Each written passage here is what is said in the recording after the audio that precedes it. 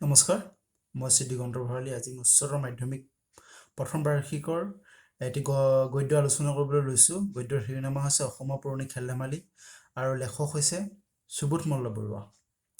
আৰু পাঠটিত আমি যিটো শিৰোনামাটো কওঁতে আমি গম পাইছোঁ যে অসমত পুৰণি কালত যিখিনি প্ৰচলিত খেল ধেমালি আছিল সেই খেল ধেমালি বিষয়ে পাঠটিত সন্নিৱিষ্ট কৰা হৈছে।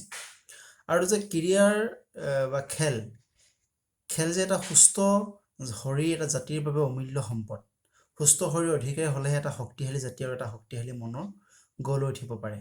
আৰু আমাৰ ক্ৰীড়াই কি কৰে, আমাক মানসিক সক্ষমতা আৰু শাৰীৰিক সক্ষমতাৰ চূড়ান্ত প্ৰকাশ হৈছে আমাৰ খেল বা ক্ৰীড়া। এতিয়া কথাটো হ'ল, সংসাৰ যাত্ৰাত আগুৱাই যাবলৈ হ'লে দেহ আৰু মনৰ সমানে উৎকৰ্ষ সাধন কৰিব লাগিব। কাৰণ সুস্থ শৰীৰ এটা জাতিৰ বাবে অমূল্য সম্পদ। সুস্থ শৰীৰ সুস্থ হ'লেহে এটা শক্তিশালী জাতি আৰু এটা শক্তিশালী মন গঢ় লৈ উঠিব পাৰে। খেল ধেমালিৰ মাজেৰে সুস্থ শৰীৰ গঠন কৰাৰ লগতে সুস্থ মন গঠন হয়। মানৱ জীৱনৰ ইতিহাসৰ পাতনি মেলাৰ লগতে ক্ৰীড়া আদিম ৰূপে মানৱ জীৱনৰ দেউ দি গৈছিল। অসমৰ ইতিহাসৰ পাতনি মেলি চালেও দেখিবলৈ পোৱা যায় যে আহোম ৰাজ্যৰ বিস্তাৰৰ লগে লগে অসমৰো ক্ৰীড়া ইতিহাস আৰম্ভণি। তাকে পাঠটোত আলোচনা কৰা হৈছে। আৰু ক্ৰীড়াৰ পুৰণি অসমৰ খেল ধেমালিৰ সৈতে এটা সম্যক ধাৰণা দিয়া উদ্দেশ্যে এই পাঠ্যপুথিত সন্নিৱিষ্ট কৰা হৈছে।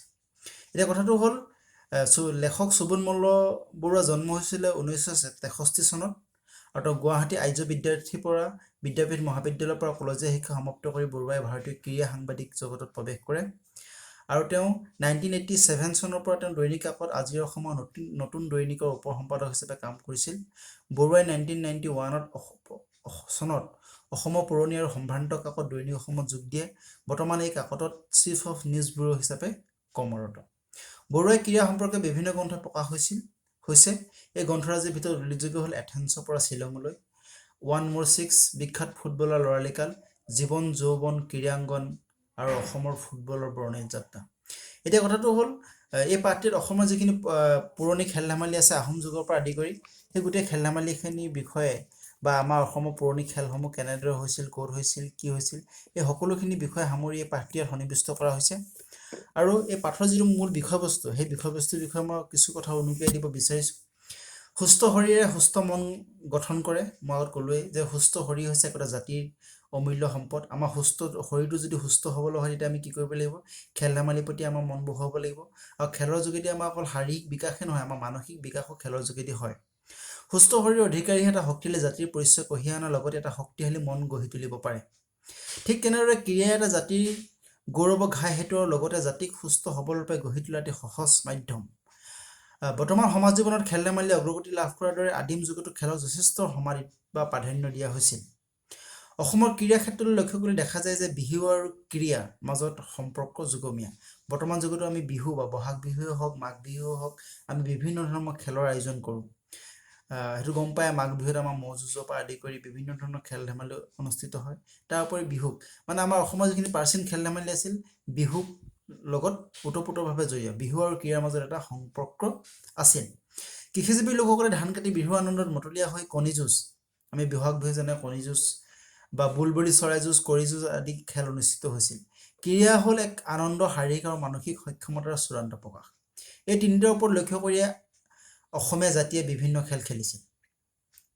বিহুৰ মাজেৰে অসমৰ ক্ৰীড়াই শৈশৱত ভৰি দিলেও আহোম যুগত অসমৰ ক্ৰীড়াই গা কৰি উঠিছিল। আহোম স্বৰ্গদেউ বা ৰাজ পৰিয়ালৰ পৰা খেলক কিদৰে পৃষ্ঠপোষকতা আগবঢ়োৱা হৈছিল সেয়া বৰ্তমান চৰকাৰে হয়তো আগবঢ়োৱা নাই।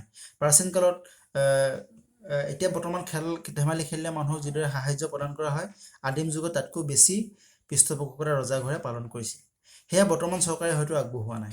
আহোম যুগৰ ক্ৰীড়া প্ৰেমৰ কথা সোঁৱৰাই শিৱসাগৰত প্ৰতিষ্ঠিত ৰংঘৰ বাকৰিত আহোম ৰজাসকলে বহি বিভিন্ন ধৰণৰ খেল উপভোগ কৰিছিল আৰু ৰংঘৰটো নিৰ্মাণ কৰিছিল। আৰু এইখিনিতে কওঁ যে ৰংঘৰ নিৰ্মাণ কৰিছিল প্ৰমত্ত সিংহই। আহোম যুগৰ ক্ৰীড়া প্ৰেমৰ কথা সোঁৱৰাই শিৱসাগৰত প্ৰতিষ্ঠিত ৰংঘৰে, এইটো মই ক'লোৱেই। আহোম ৰাজপৰিয়ালে খেল উপভোগ কৰাটোৱে উদ্দেশ্যৰূপে নলৈ জীৱ-জন্তু, চৰাই আদিক প্ৰশিক্ষণ দিয়াৰ বাবে বিভিন্ন প্ৰশিক্ষণপ্ৰাপ্ত বিষয়া কৰ্মচাৰী নিয়োগ কৰিছিল। ইমান বছৰৰ আগতেই তেওঁলোকে প্ৰশিক্ষণৰ ব্যৱস্থা কৰিছিল। জীৱ-জন্তু, চৰাই-চিৰিকটিৰ মাজত কৃতিত্বৰ খেল প্ৰদৰ্শন কৰিব পাৰিলে বঁটা প্ৰদান কৰিছিল, অন্যথা শাস্তি বিহিছিল। খেলবোৰত বেছিভাগ বিহুৰ সময়তে অনুষ্ঠিত হৈছিল। নাও খেল, মাল যুঁজ বৰ্তমান ৰেচলিং স্বৰূপ। আনহাতে ব্ৰহ্মপুত্ৰৰ দুই পাৰৰ জনসাধাৰণৰ মাজত প্ৰচলিত খেলসমূহ অন্যতম হ'ল হাউ খেল, ধূপ খেল, টাংগুটি, ঘিলা খেল, লুকাভাকু, কড়ি খেল ইত্যাদি। বৰ্তমান থলুৱা খেলবোৰ লুপ্ত পাই যদি দক্ষিণ কামৰূপৰ কোনো অঞ্চলত সুঁৱৰি উৎসৱত মা যুঁজ এতিয়াও প্ৰচলিত আছে। গতিকে পাঠটোৰ জৰিয়তে ছাত্ৰ ছাত্ৰীক পুৰণি থলুৱা খেলৰ প্ৰাধান্য অনুভৱ কৰি সেইবোৰৰ ওপৰত গুৰুত্ব দিবলৈ উপদেশ দিয়া হৈছে। এতিয়া কথাটো হ'ল বৰ্তমান বিশ্বায়নৰ যুগত আমাৰ কি হৈছে, আমাৰ যিবোৰ আদিম খেল ধেমালি আছিল বা প্ৰাচীন যিটো অসমৰ পুৰণি খেল ধেমালি আছিল, সেই পুৰণি খেল ধেমালিসমূহ বৰ্তমান হেৰাই যোৱা পথত। আমাৰ ল'ৰা ছোৱালীয়ে আমাৰ যিবোৰ কড়ি যুঁজেই হওক, কণী যুঁজেই হওক বা বিভিন্ন ধৰণৰ ম'হ যুঁজেই হওক, আজি ল'ৰা ছোৱালীক যদি কোৱা হয় তেওঁলোকে সেইবোৰ বিষয়ে অৱগত নহয়। কিন্তু তেওঁলোকে ক্ৰিকেট হওক, বেডমিণ্টন হওক বিভিন্ন ধৰণৰ খেলৰ নতুন খেলৰ প্ৰতি তেওঁলোকৰ ধাউতিটো বেছি। এতিয়া কথাটো হ'ল সেই পুৰণি আমাৰ ঐতিহ্য, আমাৰ পৰম্পৰাক যদি বৰ্তাই ৰাখিবলগীয়া হয়, এই খেল ধেমালিও আমি কি কৰিব লাগিব, জীয়াই ৰাখিব লাগিব।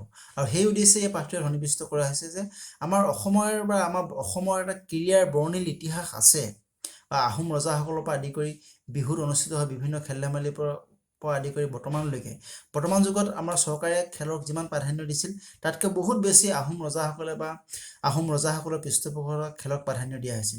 সেই উদ্দেশ্যে এই পাঠটোৱে সন্নিৱিষ্ট কৰা আছে। পৰৱৰ্তী খণ্ডত আমি পাঠটোৰ বিভিন্ন ধৰণৰ খোকোজা লগা বিষয়বোৰ আলোচনা কৰাৰ উপৰিও পাঠ অন্তৰ্গত আৰ্হি প্ৰশ্নটো আমি আলোচনা কৰিম। আজিলৈকে ইমানতে সামৰণি মাৰিছোঁ। ধন্যবাদ।